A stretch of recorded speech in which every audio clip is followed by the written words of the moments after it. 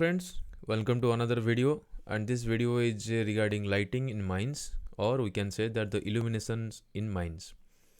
This comes under MMR 1961 Regulation 146, that is the general lighting, and 148, that is the standards of lighting. ये video में हम लोग बहुत कुछ कवर करने वाले हैं जो हम लोग डेली लाइफ में फेस करते हैं अपना माइंस में, बस उसको थोड़ा सा रिवाइज करना है. लेट्स गेट स्टार्ट करते हैं कंसेप्ट एंड यूनिट से. कंसेप्ट क्या है? माइंस का ऑपरेशन में लाइटिंग का ज़रूरत क्यों है? अगर आफ्टर सनसेट हम लोग माइंस ऑपरेशन करते हैं तो उसमें लाइटिंग का बहुत ज़रूरत है, वो सिंपल है. लेकिन यहाँ पे डीजीएमएस का गाइडलाइंस क्यों है? क्योंकि लाइटिंग इतना इंपॉर्टेंट है, यहाँ पे बहुत सारा फैक्टर्स है.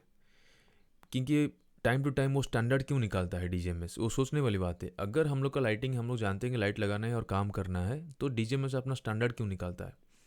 इसीलिए कि आदमी का जो बॉडी है उसके ऊपर लाइटिंग का जो इफेक्ट है ना, उसी के ऊपर बेस करके सारा चीज़ निकालता है स्टैंडर्ड्स.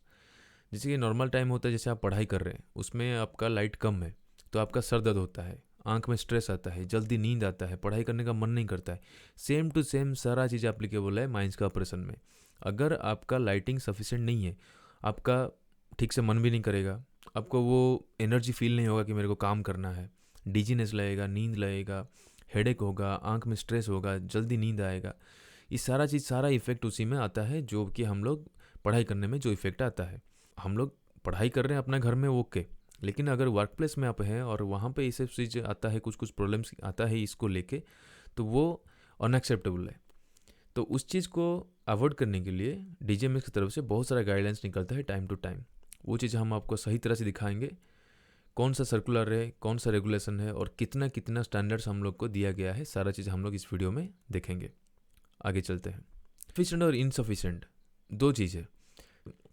किसको बोलेंगे हम लोग वो सफिशेंट है और किसको बोलेंगे कि इनसफिशेंट है, वो सारा चीज़ डिपेंड करता है ऑब्जर्वर के ऊपर. लाइट वो चीज़ में गिरता है और वहाँ से रिफ्लेक्ट होकर जब ऑब्जर्वर का आई में आता है तब उसको दिखता है वो चीज़.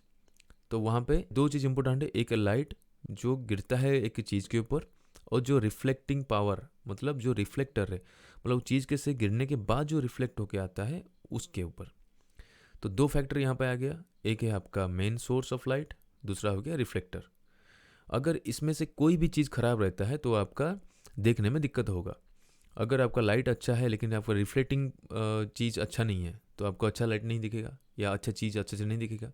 अगर आपका लाइट कम है लेकिन रिफ्लेक्टर अच्छा है तो भी आपको ठीक से चीज़ नहीं दिखेगा. तो दोनों ही आपको ज़रूरत है.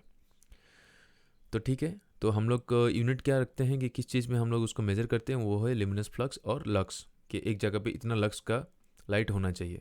और उसको इंस्ट्रूमेंट होता है जिसमें हम लोग यूज़ करते हैं, तो हम पुराना वीडियो में हम दिए थे आपको, इसका लिंक आपको ऊपर में मिल जाएगा, वो है लक्स मीटर. ओके.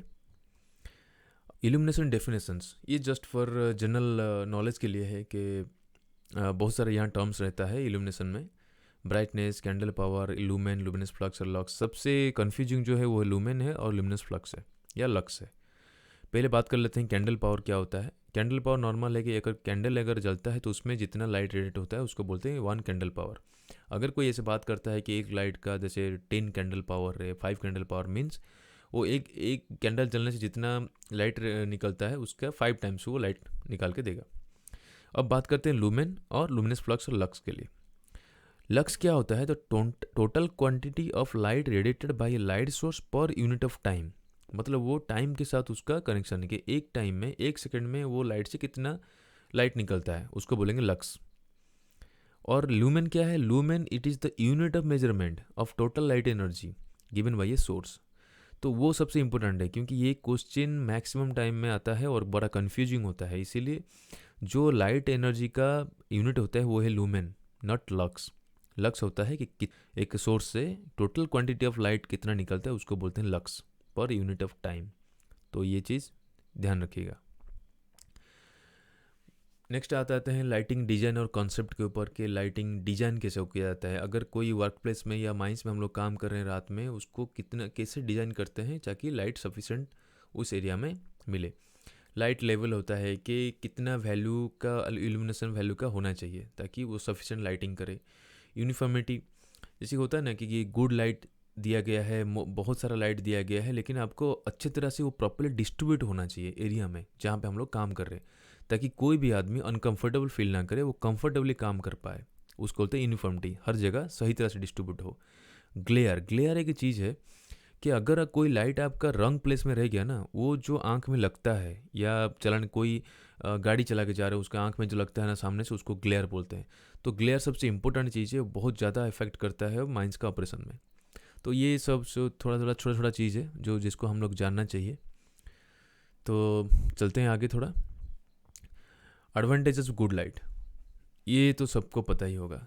सेफली आदमी काम करे, आउटपुट अच्छा दे सकता है आराम से, कोई भी नर्वस स्ट्रेन या कोई भी आंख में स्ट्रेस नहीं आएगा।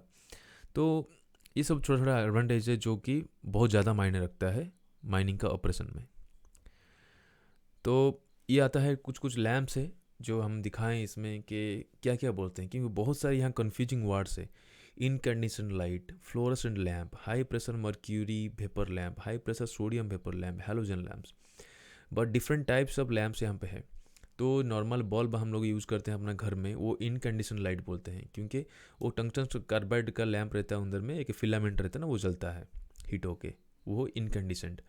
फ्लोरेसेंट क्या होता है कि सेकंड वाला जो फिगर है उसमें जो ट्यूब लाइट्स हो गया, जैसे हम लोग को वाइट वाला लाइट हो गया, वो सब हो गया, उसमें क्या लो प्रेशर मर्क्यूरी वेपर रहता है, तो वो फ्लोरेसेंट लैम्प पे आता है। High pressure mercury vapour lamp जो थर्ड वाला जो फिगर है, जो बड़ा वाला लाइट वाइट वाला है, वो हाई प्रेशर मर्क्यूरी, मतलब उसमें क्या है कि हाई प्रेशर मर्क्यूरी वेपर उसके अंदर रखा जाता है, और उसमें जब वो इलेक्ट्रोड के अंदर जब इलेक्ट्रिकल डिस्चार्ज होता है तो ये लाइट आता है। तो वो एक होता है ना, एक येलोइश टाइप का लाइट निकलता है, वो हाई प्रेशर मर्क्यूरी लाइट बोलते हैं उसको।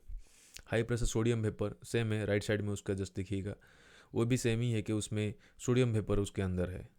हैलोजन लैम्प्स क्या है कि वो उसको हैलोजन क्यों बोलते हैं, क्योंकि वो एक गैस है, इनर्ट गैस, जो कि उसके अंदर ही रहता है स्मॉल अमाउंट में। तो ये डिफरेंट लाइट्स है, बस आपका नॉलेज के लिए।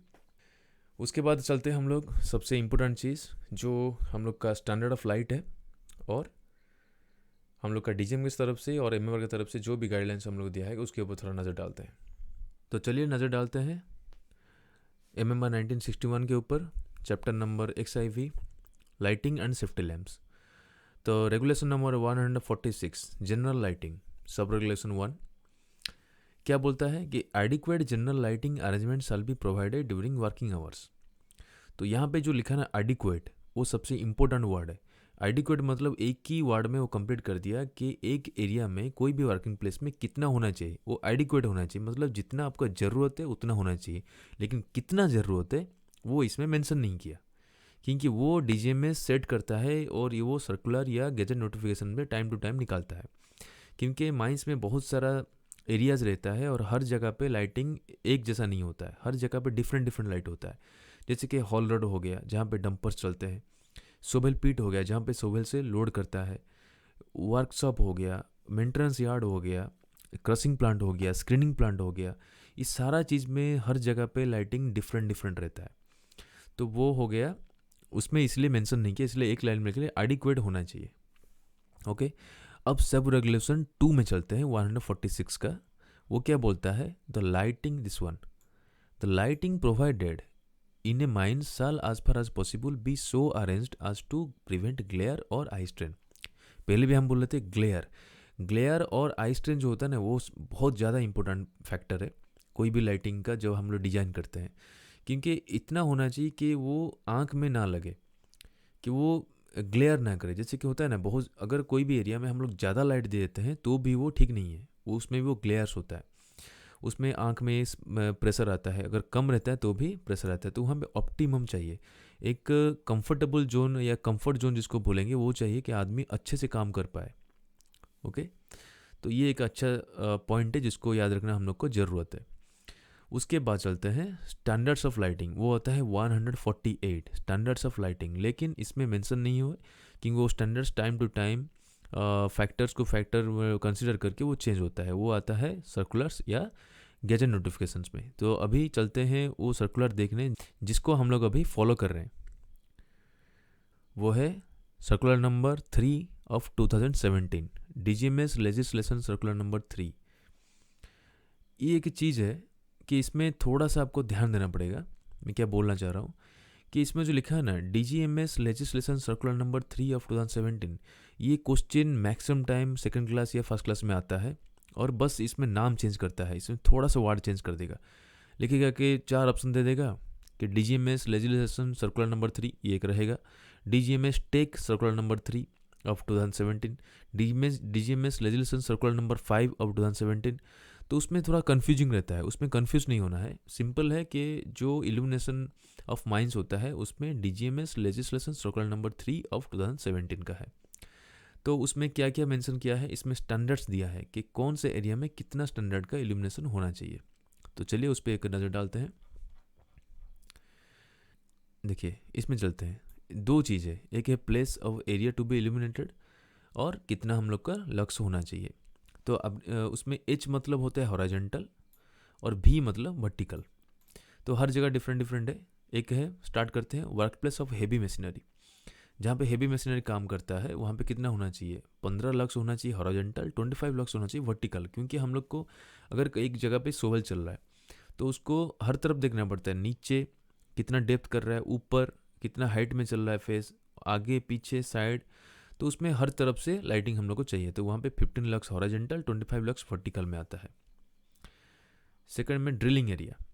अगर ड्रिलिंग को देखेंगे, ड्रिलिंग में सबसे इंपॉर्टेंट क्या होता है, उसका मास्ट, मतलब जहाँ पे रड्स और जो गियर बक्स रहता है ऊपर नीचे होता है वो मास्ट का जो स्लाइडर, तो उसमें ज़्यादा फोकस होना चाहिए। इसलिए वर्टिकल में 25 लक्स चाहिए और हॉरिजॉन्टल में 15 लक्स, वो भी ड्रिल होल जहाँ पे है। मतलब अगर हम लोग कहीं जगह पे ड्रिल होल किया हुआ है और उस एरिया में हम लोग को जाना है तो वहाँ पे हम लोग का चांसेस रहता है कि उसमें पैर फंस जाए या कुछ भी सिंपल इंजरी भी हो सकता है। तो उसमें लाइटिंग 15 लक्स होना चाहिए। Places where manual work is done, manually कहीं काम हो रहा है, वही है 15-25। प्लेसेस वेयर लोडिंग अनलोडिंग हो रहा है, कहीं डंपर में लोड हो रहा है, ट्रक में लोड हो रहा है या रेल वागन्स में लोड हो रहा है, तो उस एरिया में 15 हॉरिजॉन्टल और 15 वर्टिकल चाहिए। ऑपरेटर केबिन, ये एक बहुत अच्छा चीज़ है। ऑपरेटर केबिन के अंदर ये क्या है ना, मैक्सिमम टाइम कोई भी आदमी इंस्पेक्शन के लिए आता है ना, ये चीज़ पूछता है और ये चीज़ को मेजरमेंट भी होता है। और ये क्वेश्चन हम लोग का एग्जाम में भी आता है कि ऑपरेटर केबिन्स में कितना होना चाहिए, 50 लक्स, याद रखिएगा। हॉल रोड में 10 lux, rail haulage track 10 lux, roadways footpath 10 lux, permanent path 10 lux, inpit crusher और फीडर। क्रशर अगर इनपिट क्रशर कोई माइंस में वहाँ पे 40 lux. Hand picking points 50 lux. Conveyor belt, ये याद रखना थोड़ा सा अच्छा है कि कन्वेयर बेल्ट में अगर हम लोग देखेंगे तो कन्वेयर बेल्ट में जहाँ पॉइंट टू पॉइंट ट्रांसफ़र होता है, एक बेल्ट से दूसरा जगह पे, दूसरा में सूट में जाता है, सूट से दूसरा बेल्ट में जाता है, तो ट्रांसफ़र पॉइंट्स जो है मटेरियल का वहाँ पे 40 लक्स होना चाहिए। और अलंग द कन्वेयर के साइड में जो कोई इंस्पेक्शन में जाता है, कोई जरा सुपरवाइज देख लेता है कि क्या है, अच्छा ठीक ठाक चल रहा है कि नहीं, कोई डैमेज हुआ कि नहीं, तो वहाँ पे 20 लक्स होना चाहिए। मिनरल और ओवर हैंडलिंग प्लांट में, क्रशिंग प्लांट हो गया, स्क्रीनिंग प्लांट हो गया, वहाँ 40 लक्स होना चाहिए। और जहाँ ऑपरेशन पॉइंट से 50 लक्स होना चाहिए। Other places 20 lux. Pumping station 40 lux. Electrical substation 100 lux, 100 horizontal 50 vertical. क्योंकि इलेक्ट्रिकल क्या ना बहुत ज़्यादा डेंजर एरिया है और बहुत ज़्यादा इंपॉर्टेंट भी है, तो वहाँ पे लाइटिंग सफिशेंट से सफिशेंट होना चाहिए। 100 horizontal 50 vertical. Other places of operation of electrical apparatus and equipment 20 horizontal 20 vertical. First aid station, ये भी इंपॉर्टेंट पार्ट है। फास्टेड स्टेशन में कितना होना चाहिए, 50 lux. Rest shelter 30 lux. Workshop 100, क्योंकि वो भी इंपॉर्टेंट है और बड़ा एरिया भी रहता है। 100 horizontal 50 vertical. Parking yard 50। General working area determined by the manager in writing 10। तो ये हो गया स्टैंडर्ड्स ऑफ लाइटिंग जो DGMS हम लोग को प्रोवाइड किया है कि इसको हम लोग को फॉलो करना है। तो उसमें बहुत सारा गाइडलाइंस भी रहता है कि आपको कैसे फॉलो करना है। जैसे कि कोई भी एरिया में आप डिज़ाइन कर रहे हैं लाइट को, तो वहाँ पे लाइटिंग आपको सफिशिएंट होना चाहिए एज पर गाइडलाइंस। उसके बाद आपको उसमें उसको मेंटेन करना पड़ता है, क्योंकि जो माइंस मैनेजर को वो दिया गया है कि सर्वे इल्यूमिनेशन के सर्वे होता है, हर महीने आपको इल्यूमिनेशन सर्वे करना है पर्टिकुलर एरियाज़ में, उसको रिकॉर्ड मेंटेन करना है, उसको साइन करके DGMS को भेजना भी पड़ता है। और कभी कभी इंस्पेक्शन में कभी अगर DGMS आता है तो उसको भी वो रिकॉर्ड शो करना पड़ता है। एक इल्यूमिनेशन प्लान रहता है, माइंस का इल्यूमिनेशन प्लान रहता है, कि कौन सा एरिया में कितना इल्यूमिनेशन रहता है, हम लोग को क्या क्या लाइट लगा है, कितना फिक्स टावर है, कितना डीजी टावर्स है, कितना नॉर्मल सा हम लोग इंडिकेटिंग लाइट से, सारा चीज़ हम लोग का प्लान में मेंटेन होके रहता है। तो ये सारा चीज़ इल्यूमिनेशन जो माइंस में उसी में इंक्लूड रहता है। तो मैक्सिमम हम लोग को जितना ज़रूरत है एक माइंस के इल्यूमिनेशन के लिए उतना हम लोग कवर कर दिए इस वीडियो में। आई होप कि ये आज आपको अच्छा लगा होगा और ये बहुत इन्फॉर्मेटिव आपको साबित होगा। तो ये सर्कुलर भी आपको मिल जाएगा DJMS के साइट से, तो इसको काइंडली फॉलो करिएगा। अगर कुछ भी कन्फ्यूज़न रहता है, कुछ भी और चीज़ आपको ज़रूरत पड़ता है तो कमेंट ज़रूर करिएगा, लाइक ज़रूर करिएगा और फ्रेंड्स में शेयर ज़रूर करिए। तो see you in the next video with another topic. Till then stay safe, पढ़ाई करते रहिए। Thank you.